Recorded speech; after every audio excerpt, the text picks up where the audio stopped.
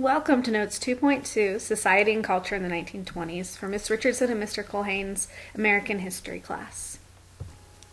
These notes cover Unit 2, Part 2 of your study guide. So if you have your study guide with you, you can look at that, and that is the material we will be covering in these notes. So in the Roaring Twenties, the 1920s, there was an increase in the economy. People were making more money. Businesses were making more money, and because of this increase in the economy, as we talked about in the first unit, people had more disposable income. That's money to spend on things that they want, not just on things that they need. And remember, that is the whole idea of consumerism, buying things that you want, not just that you need. And we become a consumer society in the 1920s. So they want to forget about World War I, they want to enjoy themselves, they want to spend all this money they have, and that leads to a very relaxed, fun-loving culture, and it becomes known as the Roaring Twenties. Everybody's having a great time, they're enjoying things, and they're not worried about the future. So if you think about like roaring and the things that you think about and the vision you have when you hear the term Roaring Twenties, that's the types of things that we're talking about. That's the time period we're talking about, and people just really having fun, having a good time, and kind of letting loose and letting it all out. And as you look at the pictures here, you can see people enjoying themselves and kind of what the idea of the 20s was about, and it was about really extravagance and enjoyment was what the 20s was about. So some of this extravagance can actually be seen in the results of Prohibition. Prohibition, we talked about how it added economically to the country by increasing businesses and creating those illegal businesses, organized crime, but it's actually also going to add to the culture of the 1920s as well. It's going to kind of add a piece to society. So all of these people who were trying to break with the past and try all these new things and really enjoy things and be part of the Roaring Twenties were not willing to give up their alcohol and other vices. And so the organized crime speakeasies that they created, these illegal bars, it gave them an outlet for their vices and for the things they wanted to do, a way to kind of roar with all this extra money and things to do with it. So not only do more and more people work for organized crime in the Prohibition era, and we've talked about in class, they created, this creates stock car racing and car racing with the bootleggers trying to outrun the police. It creates all these new businesses, bribing law enforcement, illegal bars, speakeasies, promoting all these illegal activities, and really makes it acceptable for everyone in the United States at the time to do this, or at least the majority of the country finds it acceptable. So we have people like Al Capone, as you can see here, these illegal bars. It becomes something that is part of the culture, and people are out enjoying themselves in these illegal places, and that adds to also gambling and all kinds of other vices, and also to the dress code, the way people dress and look and act really starts to change during the 20s because it all ties into this Prohibition culture, and either you're part of the old school, the old group that promotes those traditional ideas and wants to stop alcohol from being available, or you're part of the new group that's pushing the border and pushing the rules, and you're not going to support Prohibition if you're part of that new group.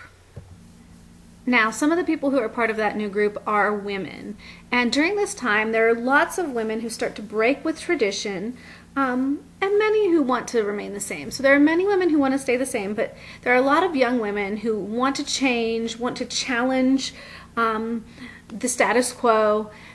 They demonstrate a desire to break with tradition, forge a new role. They're going to work. They're going to dress differently, act differently. They're going to act a lot more like the men.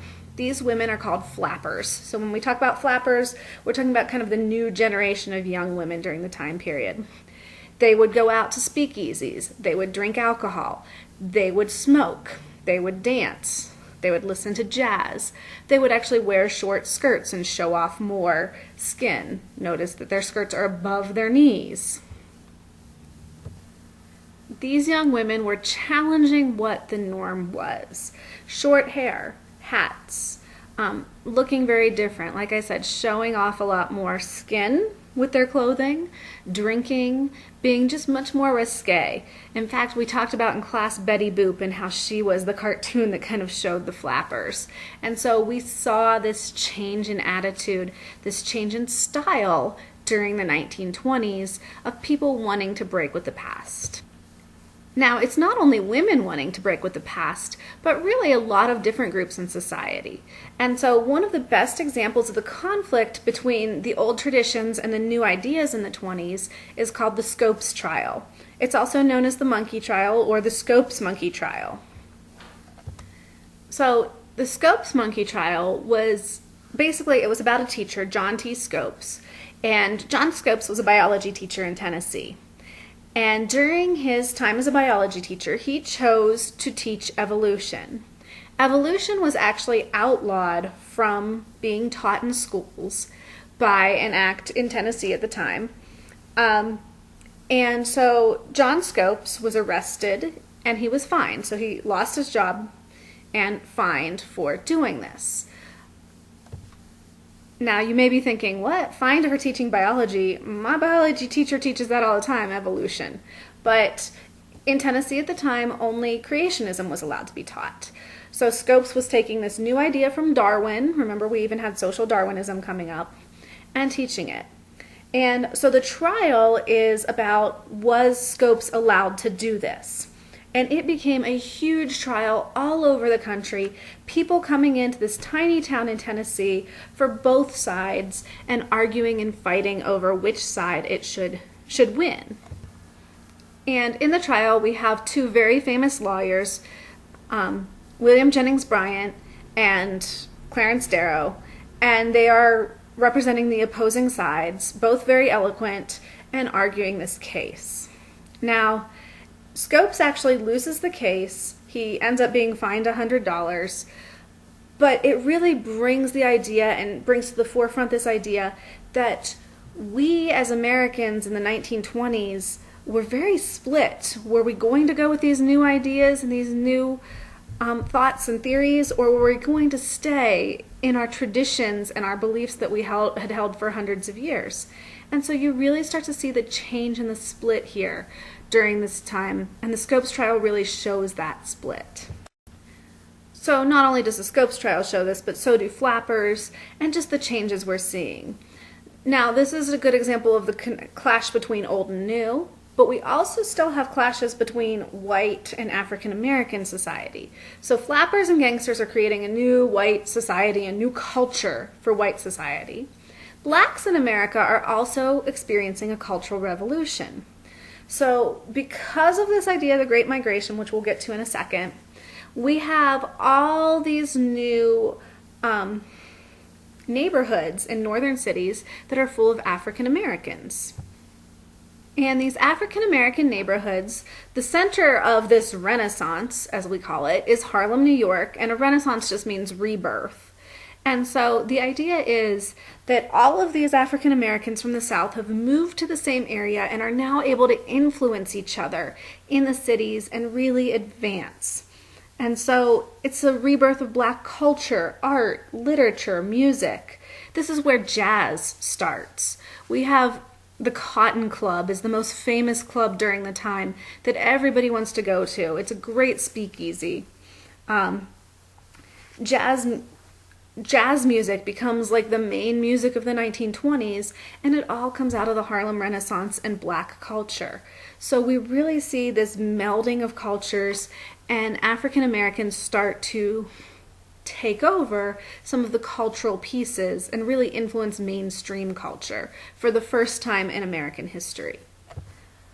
So I had mentioned that the Great Migration actually helped create this, and the way it did this is the Great Migration was this mass movement of rural African Americans in the South, so Southern African Americans who lived on farms, moving from the South to northern and western cities, mostly northern cities. So this started shortly before World War I, and when World War I happened, there was an explosion of movement because all of the white men had left to fight the war, so they needed people for the jobs. So African Americans are moving there for all kinds of opportunities. Employment opportunities, better lives, better education, and even less racism. So they see this as an opportunity for them. The way this helps create the Harlem Renaissance is that as we have more and more African Americans moving to cities, they actually have closer contact with one another, and they can share ideas, and that's going to bring about this whole rebirth or birth of a black culture in America, which then, like we said, takes over in the mainstream culture. If you look at this map of the Great Migration, you can really see from 1916 to 1930 all of the movement coming out of the southern states and the different states or cities in the north and in the west that African Americans were moving to and making a big difference. So this is considered the Great Migration because so many African Americans moved during this time period from the south to the north and the west. So the other piece that helps add to our national culture is the mass media, and this allows more and more people to know what our culture is. We never actually had a culture before because people in Chicago were not talking to people in Florida. There was little communication between the two, and now suddenly we can do that. Mass media is really radio and movies in the 20s. That's the mass media in the 20s. So you can actually share new ideas.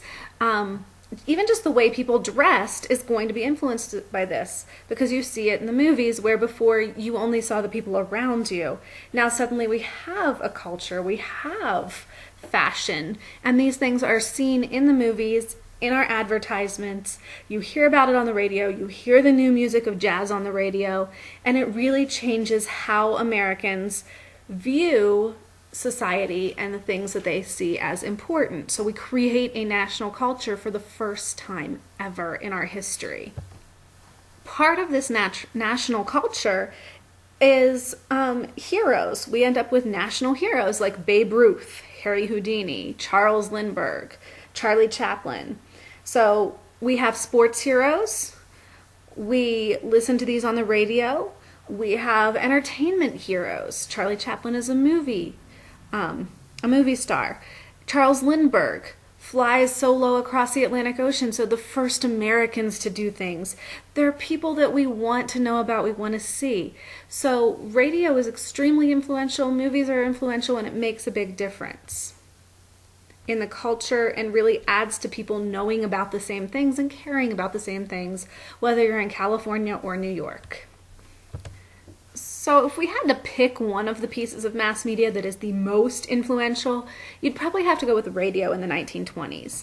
Almost every household had at least one radio by the mid-1920s, which meant everyone can share the advertising, the shows, the music of the 20s. It makes a big difference.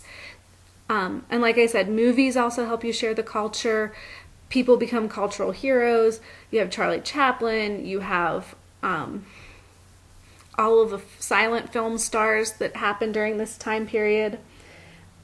And you have automobiles, which are also going to add to our thriving economy. So between radio, movies, and automobiles, we really change the culture and the way people in America spend their free time during the 1920s. So while much of the 20s is fun and entertaining and all about enjoyment, there is also a dark side of American culture in the 20s.